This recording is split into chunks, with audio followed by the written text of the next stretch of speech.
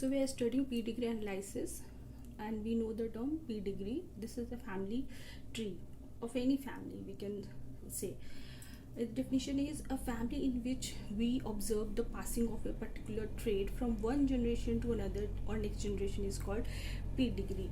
And here trait or allele is a characteristic. It is not for disease. Trait, we use the term trait, allele are characteristics.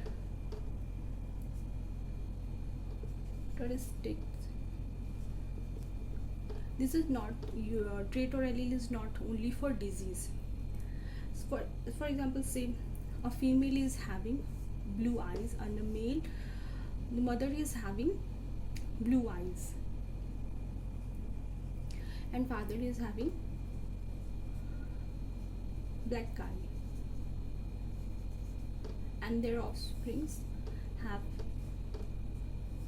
they are having 4 offsprings.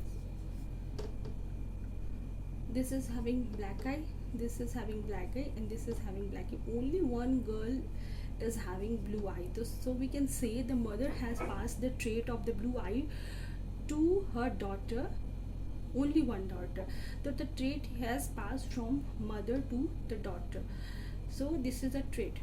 For example, if the mother is having hemophilia and the trait is passing to the daughter, we can say the trait of hemophilia, the trait, the gene, the defect is present in that gene is passing to the next successive generation offspring. That is called trait or allele. It is not only for the disease. Okay. So first of all, let's see autosomal dominant. First point will be all generations जो trait होगा ना, that will be present in all generations and do not escape in generation. Second point, all genders will be involved, no biased, कोई differentiation नहीं होगा. एक जो mother है वो सन एंड डॉटर दोनों को देंगी, जो फादर है वो भी सन एंड डॉटर दोनों को ही देंगी. तो no gender bias.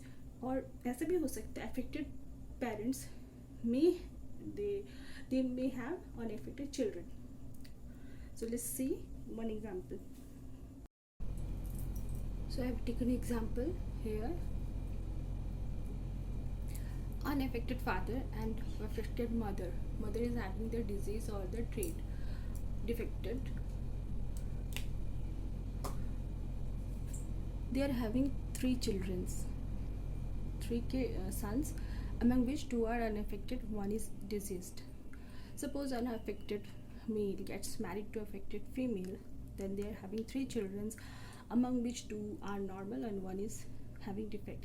So we have to see, for any pedigree analysis we have to see all the generations. सब generation में देखो क्या वो सब generation में present हो रहा है. देखो first में है, second में है, third में. Yes, all generations they do not skip generation. That means it is a dominant. Second देखना है कि जेंडर सब जेंडर इन्वॉल्व है या नहीं. जो ऑटोसोमल डोमिनेंस का रूल है वो है all generation they do not skip generations, all gender no matched, कोई पैचुरिटी नहीं, सब जनरेशन जेंडर्स में आना चाहिए. तो मदर ने सन को दिया, यहाँ पे जो है मदर ने डॉटर को दिया. ठीक है, तो mother is also giving to son and mother is also giving to daughter. So there is no biased. अगर सेक्स लिंक होता ये तो मदर टू सन में आता और सन टू डॉटर पे जाता. तो यहाँ पे तो फादर नॉर्मल है and daughter is having disease, तो ये एक्स लिंक नहीं है. तो ऐसे रूल आउट कर ले कि एक्स लिंक नहीं है, ये डोमिनेंट है और ये ऑटोसोमल है, क्योंकि ऑटोसोमल में ही एक जनरेशन से दूसरी जनरेशन में जाता है और नो जेंडर बायस्ड. तो ये फीमेल मेल दोनों में होगा. तो इसलिए हो गया all genders and all generations, ये हो गया.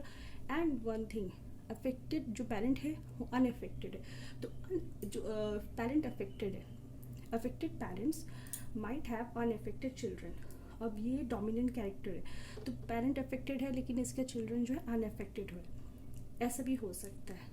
और इसका क्या होगा, अगर जीनोटाइप देखेंगे, जीनोटाइप वो होता है जेनेटिकल, उसका फॉर्मूला क्या है, जीनोटाइप, अगर हम लोग देखेंगे जीनोटाइप, इसका जीनोटाइप क्या क्या हो सकता है।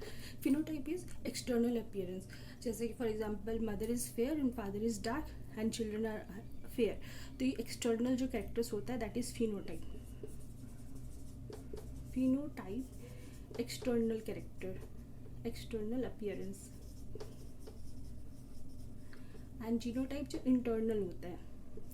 अब जीनोटाइप कुछ भी हो सकता है इसका, फॉर एग्जांपल जैसे डोमिनेंट का ए होगा, हेट्रोजाइगस कंडीशन में कैपिटल स्मॉल ए होगा और ए ये होगा रिसेसिव में, तो जीनोटाइप ये होता है।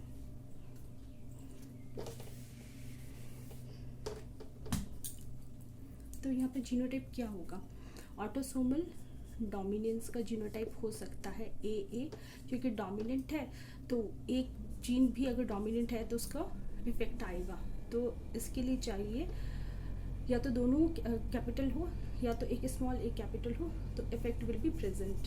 तो इसके इफेक्ट लाने के लिए एक ही जीन का प्रेजेंट होना इनफ होता है। अगर स्मॉल होगा तो वो केस अनएफेक्टेड होगा क्योंकि डोमिनेंट है। तो इस केस में क्या हो सकता है, एंड वन थिंग, हम लोग जब भी क्रॉस कराते हैं ना तो पुन्नेट्स स्क्वायर फॉलो करते हैं। ये है पुन्नेट स्क्वायर।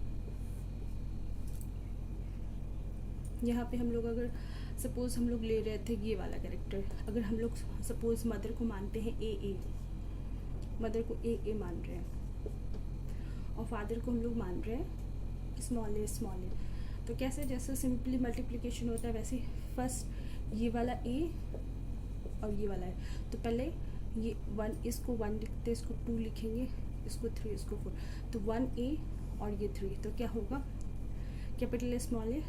अब कैप 1 और ये 4, तो क्या होगा कैपिटल स्मॉल ए। अब ये वाला और ये वाला, तो क्या होगा, अब 2 और 4, तो क्या होगा।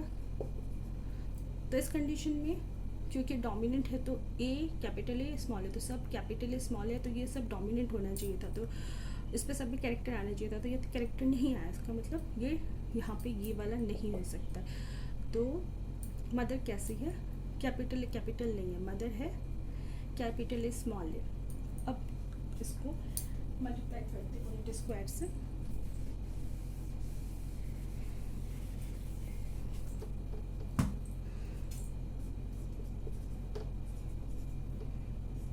ये मतलब कन्वीनियंस के लिए होता है, ऐसे हम लोग एग्जाम में ऐसे लिख सकते हैं।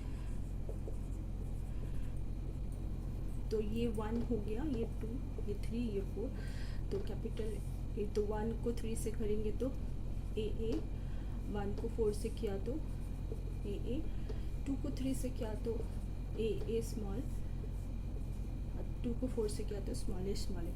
तो क्या हो सकता है यहाँ पे, ये क्या हो सकता है, ये तो हो चुका, और ये क्या है,